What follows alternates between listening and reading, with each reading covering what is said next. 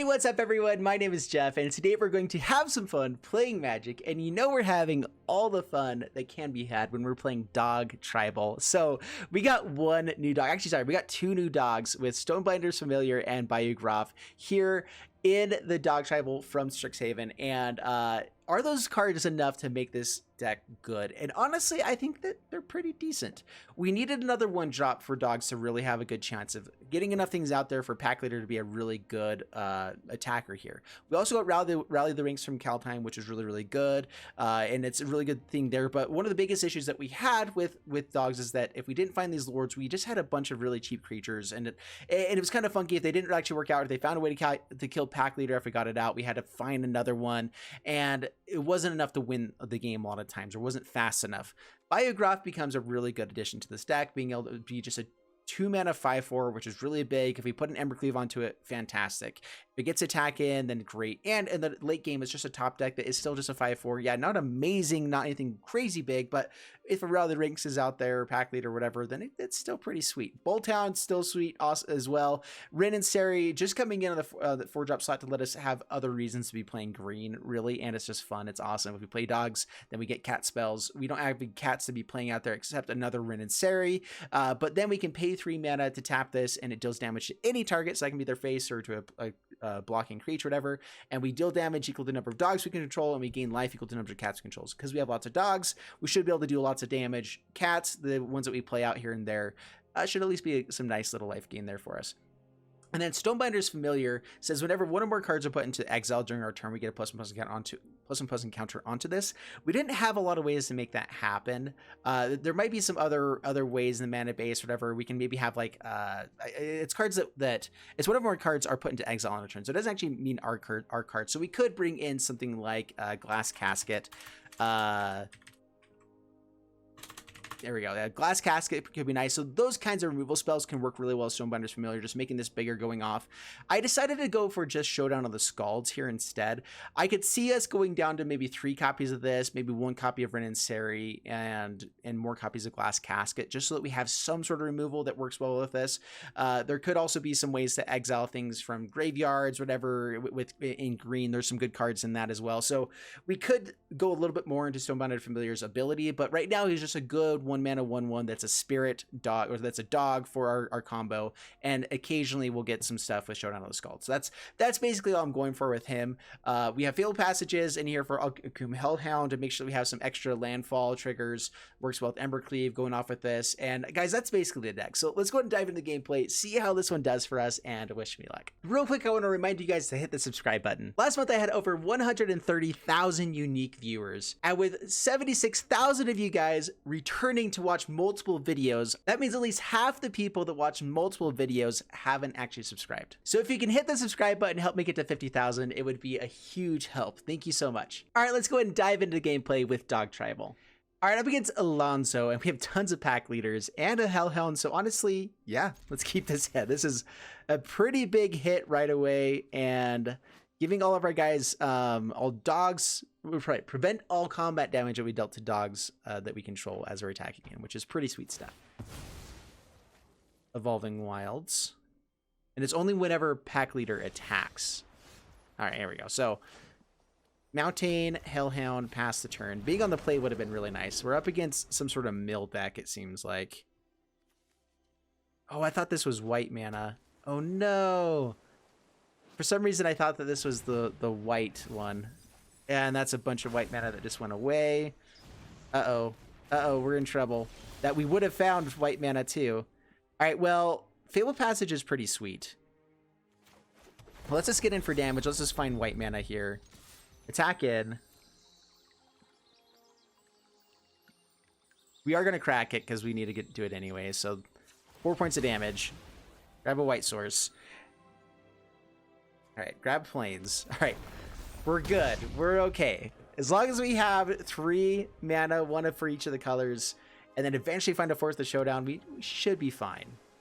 Right? Yeah, we're fine. We just have to be aggro enough here. And with a few pack leaders, that should be good. Sorry, Mike. Sorry, you people. All right, extra white source, fantastic.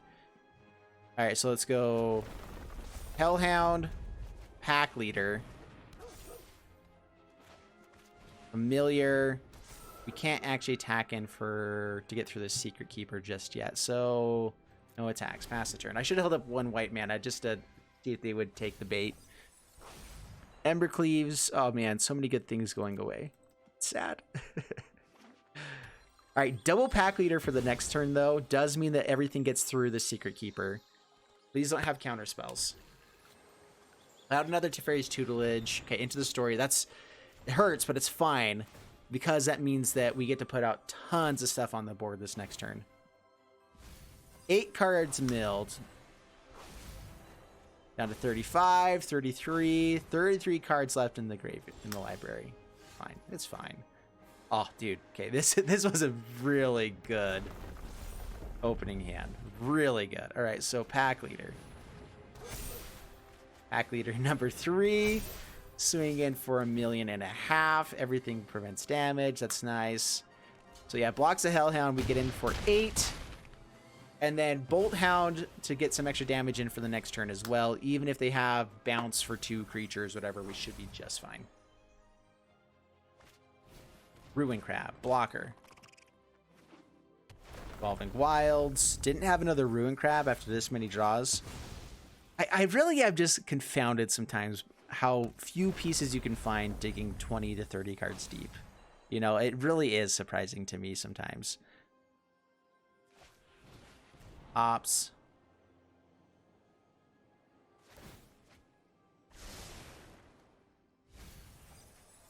Yep, down to 22 cards, but we have lethal next turn, especially with Bolt Hound. And life is fantastic. Man, in Cacophony, down to 14 cards. They were close. They were really close. But doggos are just awesome. Yep. They are protected 3 different times from combat damage, so we're good. All right, yeah. Dogs have a chance to be very, very aggressive, and that definitely showed it off there. Let's see how they do against more like removal and interaction in some later games. All right, up against Aegeon, and we'll keep this. And this is the decision that I've been not sure how to make exactly. All right, so we play this out on white. We play out a Selfless Savior. On turn 2, if we have a Pack Leader or a Bayou Groff, do we go for the Bayou Groff here and get out a 5/4, which can be pretty sweet, or do we go for the Pack Leader and hit in for 2 right now, which would also be really sweet? And I think when they're playing on iTwitch and most likely have a bunch of 1/1s, that's when we get out Pack Leader. And so maybe that's just it, is like seeing what they have. They're probably going to have lots of chump blockers. So I think we try to go wide here. Have protection for the Pack Leader. Good stuff. Blocks with iTwitch. Pass the turn. Because this deck doesn't necessarily have a bunch of things that are nice to sacrifice with this. We just have a bunch of 1-drops that this 2-drop is better than them. You know? I don't want to say that my guy's better than your guys, but... Whoa, okay, sweet. I would have just scooped it up. And at the same time, after attacking in, let's say that something is... Yeah, we can't even do it at instant speed, so it's awkward, but... I don't know when to play that. I'd love to hear you guys' thoughts as far as rules for that in the description or the comments below. All right, up against Cyric, and I definitely want more creatures in this hand, but it's a nice hand, so we're going to keep it. Rally the ranks even better. Okay, Selfless Savior. Yeah, Selfless Savior into Rally, into Bolt Hound, into Embercleave. Yes, yes, please. So we need to make sure this gets out on red. So we have a chance to find the second red source and the 4th land. I can't spoke right. All right, so play this out on red. Rally, choosing dogs, and swing in.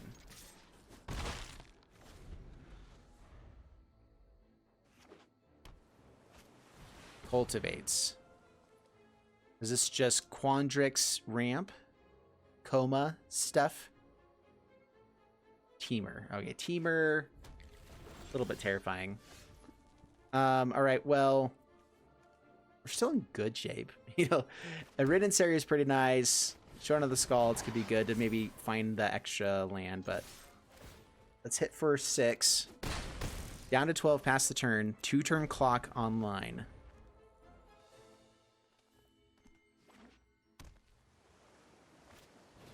Cultivates. All right, this could be a sot coming.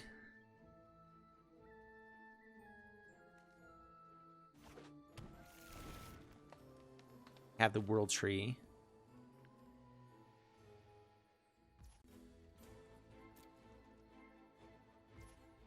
All right, pass to my turn. Not a red source. Bummer. All right. So now we throw this out on white.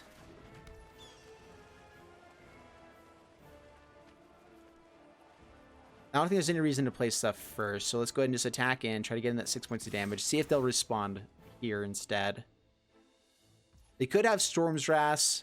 Selfless Savior has become really good for that. We already have 1.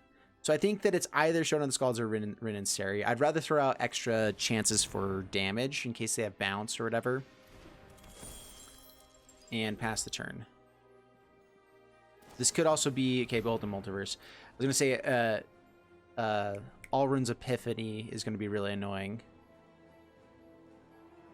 Teamer... Whatever it's called, it's going to be bad. But we have Rin and Seri to tap and just deal damage straight to face. Or get rid of a blocker. Genesis Ultimatum is what I was thinking of. All right, so this actually survives. So we Selfless Savior, protect Bolt Hound.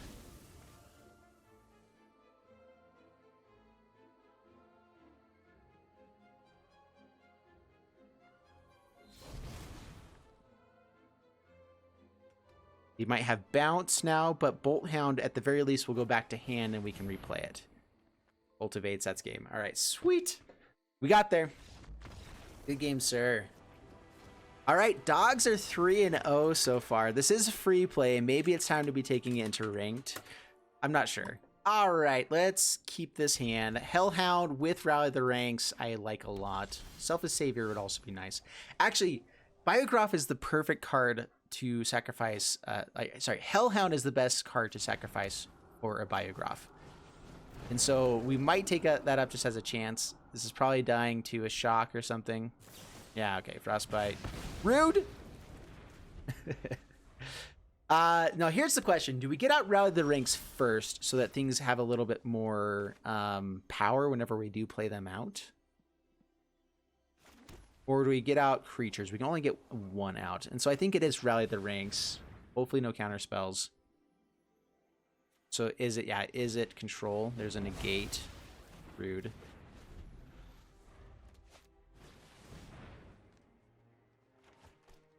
So we know that they have Frostbite. They might also be playing Storm's Wrath. Bayou Groff does dodge the other stuff here, though. So let's play this out on green. I can go Bolt Hound and just get in for 2 points of damage. But I think it is... Familiar? Sacrifice it for Groff. Yeah, I'm not sure I like these Groffs. I love them, but at the same time, I don't, you know? If we get up to 5 mana, I'm fine playing him out for 5 mana sometimes, to not sacrifice all of our cheap dudes. But this is... The 4 toughness does make it a little bit more difficult to kill. If they have bounce, though, it's super awkward. Oh, so awkward. We hit land, we have Selfless Savior to protect, and Bolt Hound would be really, really nice. Showdown the Skalds for a later turn, I think. Oh, we can only choose 1. Bolt Hound for making sure we actually get damage dealt.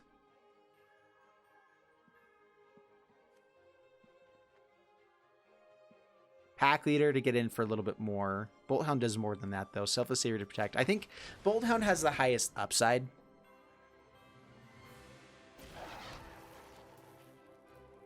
And instead of playing to the worst possible scenario, I tend to like to play towards what's the coolest thing that can happen. So now they decided to wait until after attacks, which is nice. We get in for 1 more point of damage. Down to 14. That's a legitimate hit. Not a white source. Do I play out more creatures or do I go for Showdown on the Skalds? I think right now is a chance for us to play out more creatures. So let's go Selfless Savior. Hit for 5. Down to 9, pass the turn.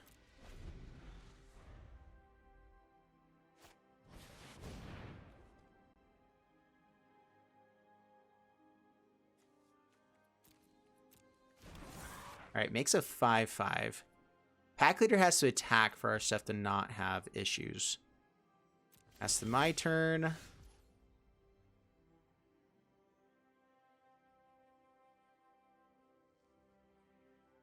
Stonebinder Familiar can get counters if we get the Showdown of the Skalds. If we play this out and find a white source, we can actually play that out as well. And it gets a little bit awkward there, but I'm fine trading off the Bayou Groff for this to make sure that we kill it and keep getting it for damage. Maybe.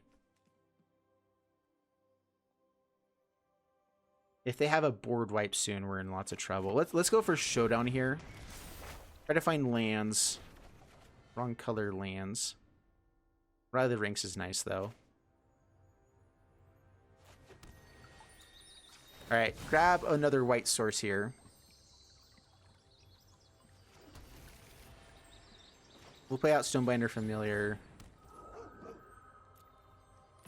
Attack in with Groff. And I'm more willing to trade with the possibility that we're able to rebuild here, so...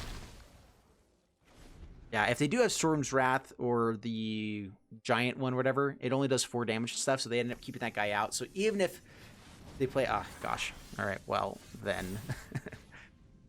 How about that? Alright, play out Mountain. Play out... Rally. Counter onto Groff.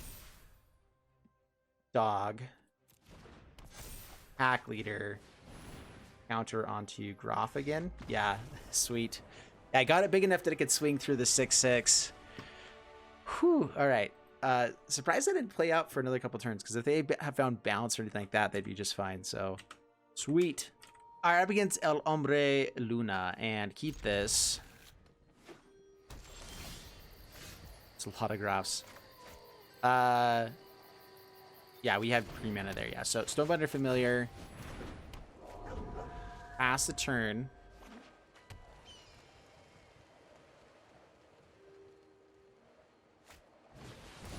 Nessian Wanderer. I think they're gonna block, so we're gonna go ahead and just sacrifice here now. And 5/4 against a 1/3 blocker. Good stuff. Getting up to where we can get a thing on this would be nice. So we can play another Stonebinder Familiar into another Groff, and then hopefully Embercleave would actually be a really fast attack. Rude. Okay.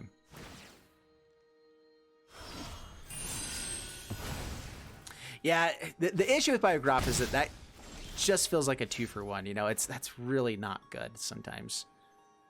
Let's get out the Hellhound without any other lands. Hellhound is worse here, so Groff into this one. We'll try for this again. We're trying to see if Groff is actually worth playing. I'm not sure. Fall of the Imposter. I'm hoping for another creature here would be better. Counter onto the Nessian Wanderer.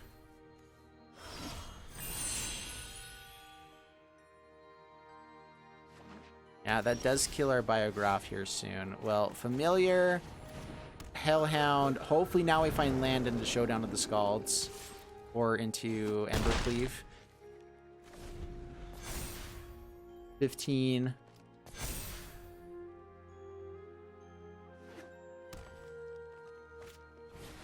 Destiny Spinner.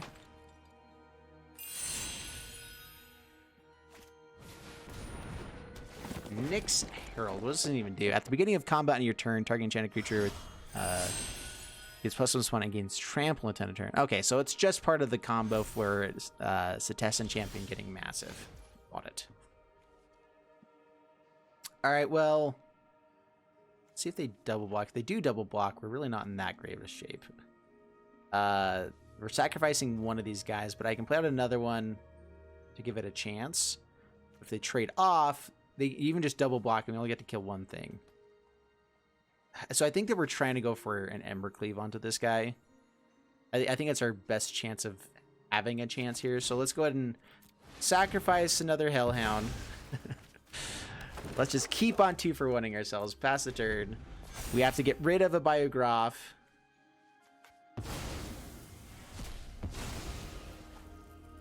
Oh, they get to choose. Exile a creature with the greatest power among creatures target opponent controls. So they are choosing with that. That's painful. Wow.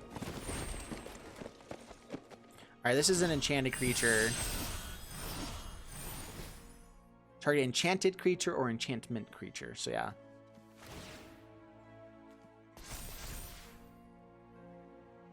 Why not go for the Nessian Wanderer? Surprising. No blocks. All right, come on, Embercleave. That's kind of the whole thing we can... All right, no Embercleave. Showdown. Counter onto Stonebinder's Familiar. No attacks. We have either another Showdown or Rin and Seri. Is Rin and Seri worthwhile? Or Embercleave. Thassa.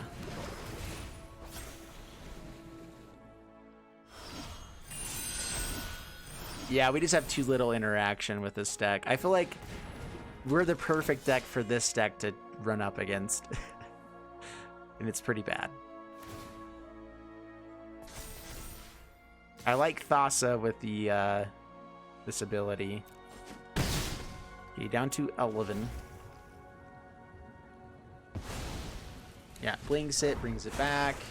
Constellation. Lands in a couple draws.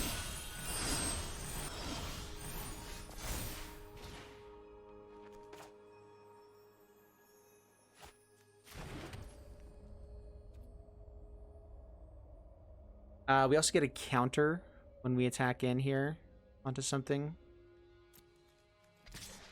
Sure. We're dead to the swing back, like really dead, but that's okay. Oh, they're letting us kill lots of stuff? I'm down for that. Yeah, we get to kill everything, so sweet. They get to kill my guy if I block like that. They deal 5 damage to me, so I think we actually go like...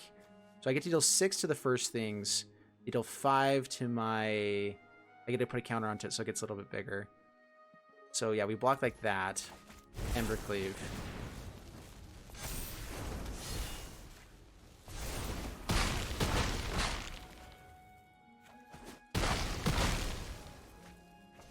Cool. All right. We might be back in the game a little bit. They blocked way too aggressively there. Ball of the Imposter.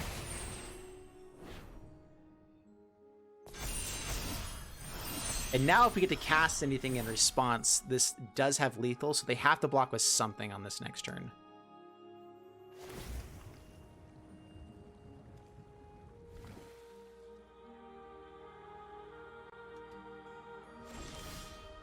Another Embercleave.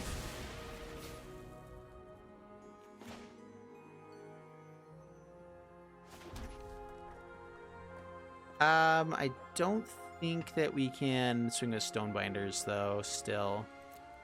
This is, yeah, so swing with Bayou Groff. Right.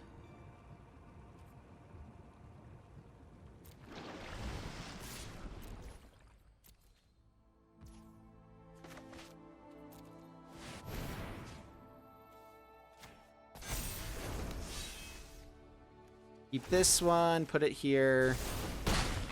Hit for 8. I forgot about Thassa's ability. Now they have 9 damage. Counter onto something. They play 1 more enchantment, and we're dead. Yeah, sounds good. 1 more enchantment? With this many cards, there's no way that they have it. Clearly, there's not... What? Oh my goodness. Okay, good. Yeah, alright. We're out of here. Oh man, we lost our winning streak. We almost went 5-0 with it. Alright, so Dog Tribal went 80%. So 4-1 with it, which was pretty good. On the draw every single game too. That's my luck, guys. So, yeah, pretty good stuff. Yeah, on the draw every single game. I didn't even notice that. Normally, I've gotten so used to it now that that's just how it goes. But, Yeah, crazy. The deck was obviously good. I think that just the fact that we have more one drops makes it good. Is Bayou Groff worthwhile, or should we play it as something else there? I don't like Bayou Groff as much. At the same time, though, it is powerful. Is it better than just having one drops into all this other things? And would it instead be better to play a changeling? There we go. Another changeling, if we're going to go into green anyway, I think like Bullet and Pretender can keep us into Boros and not have to worry about Rin and Seri, which isn't bad. If we're going to go into these colors, I think Realm Walker could be nice there as well. Which one exiles a card from a graveyard or something like that? Isn't there one of them? Yeah, so Mass Vandal, you may exile a creature card from your graveyard if you destroy target artifact enchantment. I don't think you have to have a target artifact enchantment to do that. So even if we just have something in the graveyard, Mass Vandal could come in as an option in place of Bayou Groff to keep us in green if we wanted to. And that can help with Stonebinder's Familiar having a few more things. Also, just playing out things like Bonecrusher Giant. You don't have to stick with just dogs in a tribal deck like this. Bonecrusher Giant is just a phenomenal card anyway. So if you're going to stick with Boros, anytime that you stomp, you exile it, and so any adventure card puts it into exile. And so Stonebinder's Familiar getting bigger with that. I honestly think Stonebinder's Familiar is actually a really powerful card if we had played around it a little bit more. And so I would like to actually see maybe a full play set of Embercleaves, take out Bayou Groffs, and maybe and Rin and Seri's, full play set of Bonecrusher Giant or something here, or something else that exiles like Glass Casket, or some sort of exile ability that would work, or escape card. Escape cards work just fine for that as well. You can actually run the card that gives vigilance and escape. Sentinel's Eyes actually wouldn't be awful with this one, just to give something, whatever. That's, you can exile 2 other cards from graveyards to bring it out there. I'm not sure that's quite as good. Not really. Anyway, I'm just trying to think of different options that you can play to make Stonebinder's Familiar a little bit better. Because actually, I didn't like the feel of sacrificing any of these guys for Bayou Groffs. It just felt funky. That was the one downside of the play. And the one game that we had all the Bayou Groffs and the ability to bring them out there was the game that we lost hardcore. But we also didn't have pack leaders out of the ranks. Having 8 copies of those, it does make it still powerful enough by Bolt Hound to give an additional kind of Anthem effect. Is there any other kind of Anthem effect that we can go for? Maybe just some charge type effect, like attack in and give everything +1/+1. There's something like that in the mana base you can go for. I think getting rid of green would be better in general. I don't think we need many more dogs than we have. I think having an additional 1-drop is what this deck needed, and that's awesome, and we have it. And so I don't think Rin and Seri or Bayou Groff were that amazing. I think that the combo was what was good was these guys, pack leader, rally ranks, Bolt Hound. And so honestly, I think I want to play another version just going for that kind of stuff. And it would actually probably be really good. Really solid, really powerful. We can bring in, we actually got a bunch of stuff from Lorehold as well that could be good in here too. Maybe as an additional Anthem effect, you could also bring in Alpine Houndmaster is not bad. Where is it? Some of the stuff from Silverquill Command could be really good. That aren't dogs. What's man? I can't find it right now. Blade Historian would be a really good thing if we're playing Boros anyway. Blade Historian would be really powerful. And I'm trying to find I don't think it counts as a dual card. Here it is. Plague Augusta. There it is. I was looking for the Augusta side. Augusta would be a really good card here as well, as another Anthem effect. Is it better than Blade Historian? I think Blade Historian probably was the better. Giving us maybe 2 of Blade Historian on the 4-drop slot. Go up to 3 to 4 copies of Embercleave, and then run Bonecrusher Giant, some sort of removal spell. It can be a different kind of removal spell, but something for removal. Glass Casket I think works really well. Anyway, yeah, that's sorry. I've been going through a lot of stuff there, and decided it's a good deck overall. That's really all that matters. So yeah, I hope you guys enjoy this one. It's super fun, super powerful deck. The green in the deck was the worst part of the deck. And so you take that out, deck becomes way better and I think way more powerful, and it sounds super fun. So honestly, that's probably going to be the thing I'm going to start ranking up with. So maybe I'll post another video of that one later if it does end up performing really well for me. So anyway, hope you guys enjoyed it. See you guys in the next one. Thanks so much, and bye-bye.